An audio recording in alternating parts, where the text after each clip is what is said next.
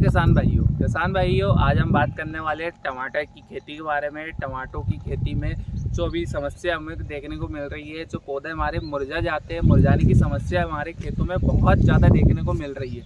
तो ये समस्या क्यों आती है, पहले उसके बारे में हम जान लेते हैं। ये इसको हम किस प्रकार से दूर कर सकते हैं, इसका कारण क्या होता है।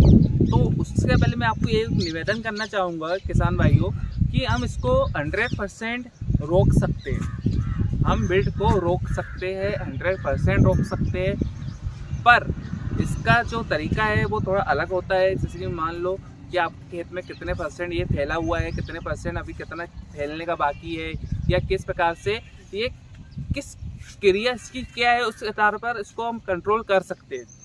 लास्ट में जाके मैं वीडियो के आखिरी में जाके ये नहीं बोलूँगा कि इसको आप कंट्रोल नहीं कर सकते हो, पैसा बर्बाद है ये, क्योंकि आप बहुत सारे यूट्यूब चैनल देख के आते हो, बहुत सारे आपने यूट्यूब चैनल देखे, तो सबके पास ये समस्या आती है कि वो लास्ट में जाके ये बोलते हैं कि इसकी कोई समस्या नहीं है, जो पौधे मर गए उसको उचका के फेंक दो, ये कर दो, वो कर दो, दुनिया भर का।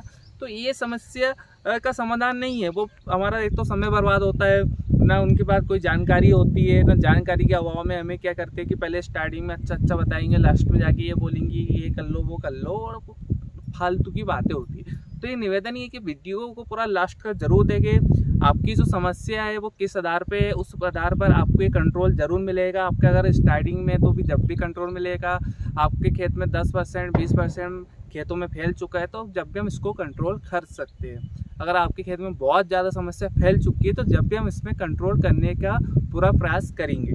ये नहीं है कि हम अपने खेतों को छोड़ देंगे और खेत हमारी जो लागत है वो भी बढ़े आए, हमें 1 रुपये का मुनाफा तो होता नहीं है और साथ में हमें नुकसान अलग हो जाएगा। तो ऐसा नहीं है। किसान भाई वीडियो को पूरा लास्ट तक ज़रूर देखें, क्योंकि ये जो जानकारी होती है बहुत कम हम किसी को देते हैं, किसी को बताते हैं। क्योंकि क्या होता है कि बहुत सारे किसान भाई जानकारी नहीं देते क्योंकि वो अपना देखते हैं। तो ये सब जानकारी को पूरा आपको समझना पड़ेगा। कई किसान भाई जानकारी देते हैं पर आप क्या इसको स्किप कर देते हो, आगे बढ़ा के देखते हो, तो उससे क्या है पूरी जानकारी आपको नहीं मिलेगी।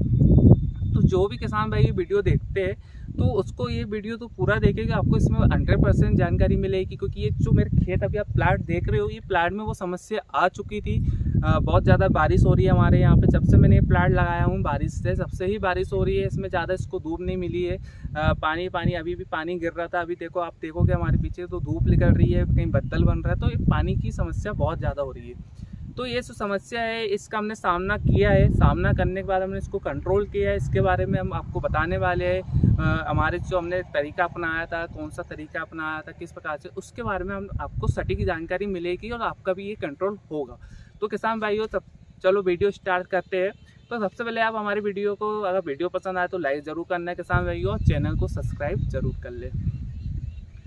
हम आज आप बात करेंगे कि हमारे जो पौधा में मुरझाने वाली समस्या आती है। जैसे कि आप देख पा रहे होंगे कि ये पौधे मुरझा जाते हैं, किस प्रकार से लाइन एक के बाद एक ये पौधे मुरझाते जाते हैं, और हमारा जो प्लाट है उसमें धीरे धीरे पूरा मात्रा में फैल जाता है।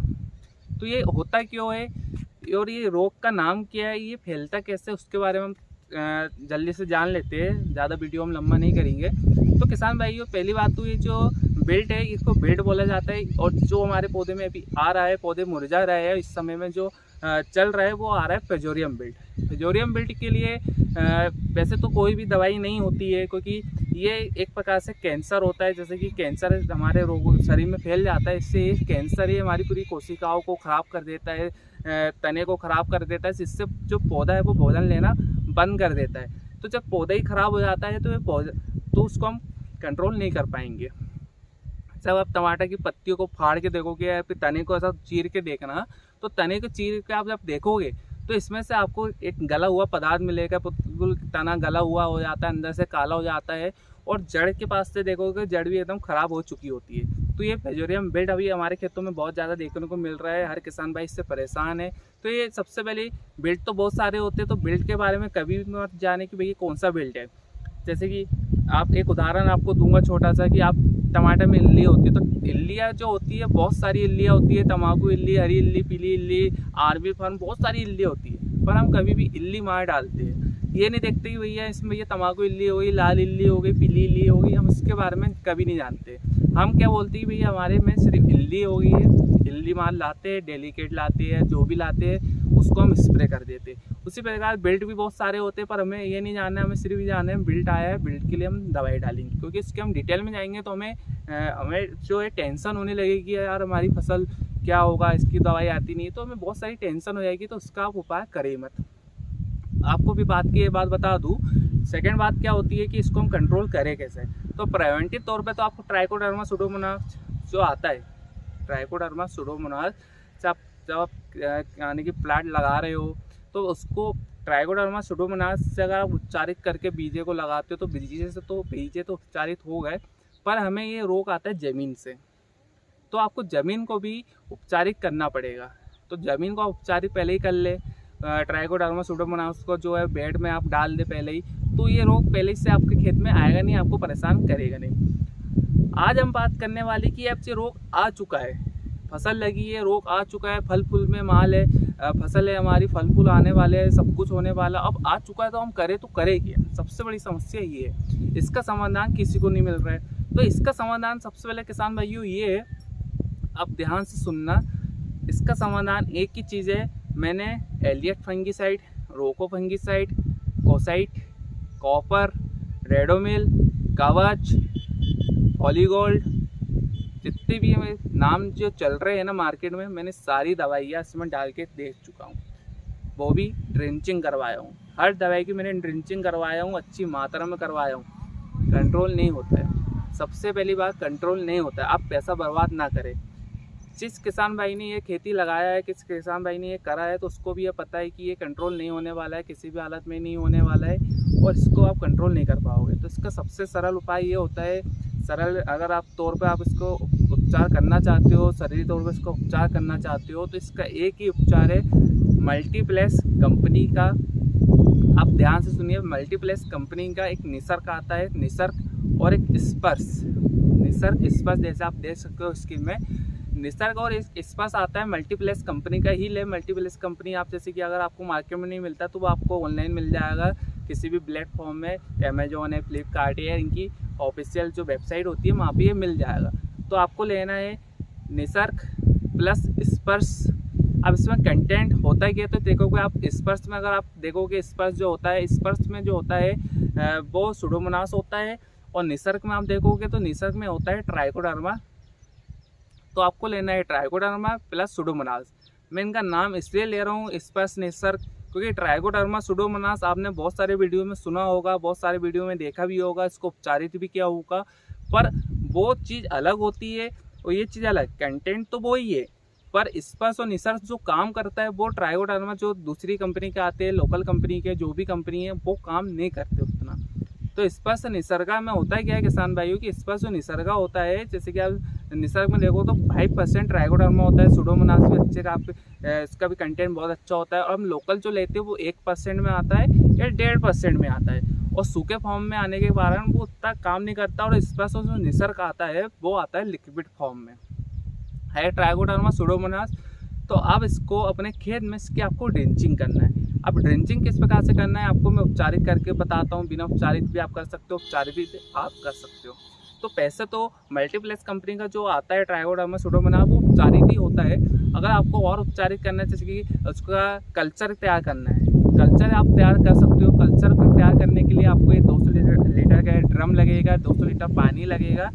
आपको उसमें 2 किलो गुड़, आधा किलो बेसन और ट्राइकोडर्मा सुडोमोनास को उसमें डालना है। जैसे आप देख पा रहे होंगे, इसको आप बॉल बना के उसमें डाल दें। 1 हफ्ते तक उसको आपको रोज़ आने की 2-3 बार, दिन में 2-3 बार आपको उसको हिलाना है। उसमें से आपको 7 दिन या 8 दिन के बाद वो उसको पूरा सड़ जाएगा, उसमें से एक स्मेल आना स्टार्ट हो जाएगी। जब उसमें से एक स्मेल आना स्टार्ट हो जाएगी तो वो आपका जो कल्चर है वो तैयार हो जाएगा। तो आप कल्चर को क्या करना है कि कल्चर को जब 200 लीटर पानी को उसको 400 लीटर पानी में बदल ले या 600 लीटर पानी में बदल ले। 2-3 ड्रम उसकी बराबर यानी कि आप बना ले, 100 लीटर करके, यानी कि मान लो आपको 400 लीटर पानी आपके खेत में लगता है तो 100 लीटर दोनों ड्रम में पहले जो कल्चर आपने तैयार किया है वो ले ले, और उसको दोनों ड्रम में फिर पानी भर ले। और हर एक पौधे के पास, किसान भाइयों को ध्यान से सुनिए, हर एक पौधे के पास कम से कम 100 ml आपको ड्रिंचिंग करना है स्पर्श और निसर्ग की। 100 ml आपने ड्रिंचिंग कर दी। उसके बाद आपको क्या करना है कि इसमें कोई भी आपको रासायनिक खादें हो गई या फिर रासायनिक बोले तो ये फंगीसाइड हो गए, आपको इसका ना स्प्रे करना है ना आपको नीचे से देना है। क्योंकि जो होता है ये जैविक होता है, इसमें आप जब आप रासायनिक करोगे तो ये बैक्टीरिया इसके ख़त्म हो जाएंगे, बैक्टीरिया आपके पूरे समाप्त हो जाएंगे। तो रासायनिक करने से पहले जैसे आपने आज मान लो खाद डाली है, तो आज खाद डाली है तो उसके 4 दिन बाद आपको इसका ड्रिंचिंग करना है, और उसके 4 दिन बाद आप फिर रासायनिक कोई भी रासायनिक डाल सकते हो। फिर आपको 1 हफ्ते बाद फिर आपको इसकी ड्रिंचिंग करना है या नहीं करना आपने, जैसे कि एक ही बार में ये कंट्रोल तो हो जाता है, और उसके बाद अगर नहीं होता है तो हर हफ्ते या 3 दिन 4 दिन में आपको ड्रिप के माध्यम से जो हमने कल्चर तैयार किया है वो कल्चर को ड्रिप के माध्यम से छोड़ते रहे। तो इससे क्या होगा कि आपके जो पौधे स्वस्थ पौधे वो आपके पूरे बच जाएंगे। जो पौधे में बैक्टीरिया बेल्ट आ चुका था, फिजोरियम बेल्ट आ चुका था, वो पौधे तो नहीं रुकेंगे क्योंकि वो समाप्त हो चुके हैं उसको। और किसान भाइयों, सबसे मेन बात, जब फिजोरियम बेल्ट आता है या जो पौधा मुरझाता है तो वो पौधे को कभी भी उचकाए नहीं। आप उचकाओगे तो वो रोग और ज़्यादा फैलेगा, उसको वहीं रहने दे, उसको बिल्कुल ना चाहिए, उसको उचकाने की गलती बिल्कुल ना करे। बहुत सारे यूट्यूबर बताते हैं कि उसको उचका के खेत से बाहर फेंक दे, तो ऐसे में रोग और ज़्यादा फैलता है। उसको कृपया अगर ना उचकाएगा, आपको ट्राई करना है तो आप एक पौधा उचका के देख लीजिए, उसके आइट के 2-3 पौधे ऑटोमेटिक 2-3 दिन में ख़राब हो जाएंगे। तो किसान भाइयों, अगर वीडियो अच्छा लगे तो लाइक ज़रूर करेगा और चैनल को सब्सक्राइब जरूर करेगा। और कोई भी जानकारी हो हमें अगर आपको बताना है या आपको कोई जानकारी चाहिए तो आप हमें कमेंट्स करके ज़रूर बताइएगा। किसान भाइयों, आज के लिए बस इतना ही। जय हिंद।